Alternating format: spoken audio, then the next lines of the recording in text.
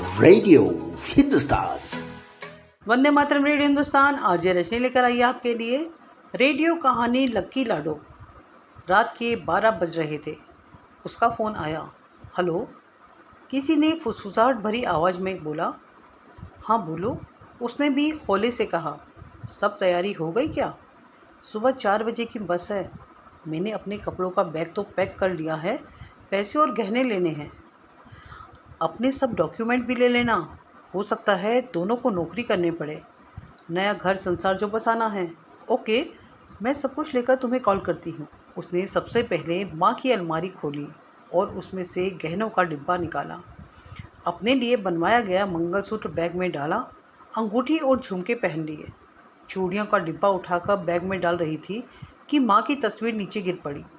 उसे याद आया, माँ की बरसों की इच्छा थी कि सोने का चूड़ा पहनने की, मगर जब पापा का एरियल मिला तो जो चूड़ा बनवाया गया वो माँ ने ये कहकर उसके लिए संभाल कर रख लिया कि जब बिट्टू इंजीनियर करके नौकरी लग जाएगा खूब सारे बनवा लूँगी। अभी तो तेरी शादी के लिए रखवा लेती हूँ। मेरी लाडो कितनी सुंदर लगेगी। उसने तस्वीर वापस अलमारी में रखी और चूड़ा बैग में रख लिया। अब बारी थी नकदी की। घर में 75,000 पड़े थे। पापा कल ही बैंक से एजुकेशन लोन लेकर आए थे। बिट्टू का आईआईटी का दूसरा साल चल रहा था। घर के रुपए पैसे का हिसाब और चाबी उसी के पास रहती थी। पापा हमेशा कहते, जब से ये पैदा हुई है उससे पहले मैं स्टेशन पर कुली का काम करता था। जैसे ही ये पैदा हुई मेरी सरकारी नौकरी लग गई। यही मेरे भाग्य की देवी है, मेरी लाडो प्यारी, मेरी बेटी। उसने अपने सभी डॉक्यूमेंट बैग में रख लिए।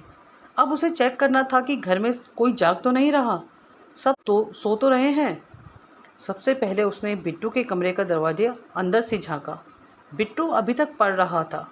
उसकी खाने की थाली वैसी की वैसी ढकी पड़ी थी जैसी वो रखकर आई थी। अगले कमरे में झांका। माँ गहरी नींद सोई थी, दवा लेकर। माँ हमेशा कहती है, इस दवा में कोई गड़बड़ है, जो नींद बहुत आती है। ये मुझे शुगर भी बुरी बीमारी है, लगकर ख़त्म ही नहीं होती। दरवाजे की झिर्री में से पापा दिखाई दे रहे थे। वो अपनी वर्किंग टेबल पर बैठे व्यापारियों का बही खाता तैयार कर रहे थे। अभी कुछ दिन पहले ही उन्होंने ये नया काम ढूंढा था। पापा कहते हैं, कॉमर्स पढ़ा हूँ, बही खाते भूनने लगा था। चलो, इससे भूनूंगा भी नहीं और एक्स्ट्रा इनकम भी हो जाएगी। सब अपने काम में व्यस्त थे। वो अपने कमरे में आई और उसे फ़ोन लगाया। सब रास्ते साफ हैं, सब अपने अपने काम में लगे हैं। मैं चुपचाप घर से बाहर निकलूँगी, उससे पहले फ़ोन करके बता दूँगी।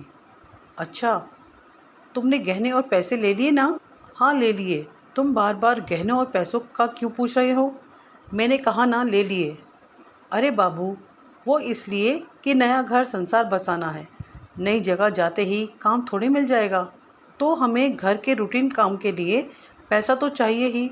मेरा मोबाइल भी बहुत पुराना है, मुझे नया मोबाइल भी लेना है और फिर मैं कोई ना कोई नौकरी पकड़ लूँगा जिससे हम आराम से ज़िंदगी गुजार लेंगे। सुनो, एक बात पूछूं? क्या तुम में इतनी हिम्मत नहीं कि तुम मुझे कमाकर अपने पैसे से रख सको, खाना खिला सको? ऐसी बात नहीं बाबू, तुम बिन रहा नहीं जाता और हम जाते ही मंदिर में शादी कर लेंगे और काम मिलेगा तो आराम से जिएंगे ना।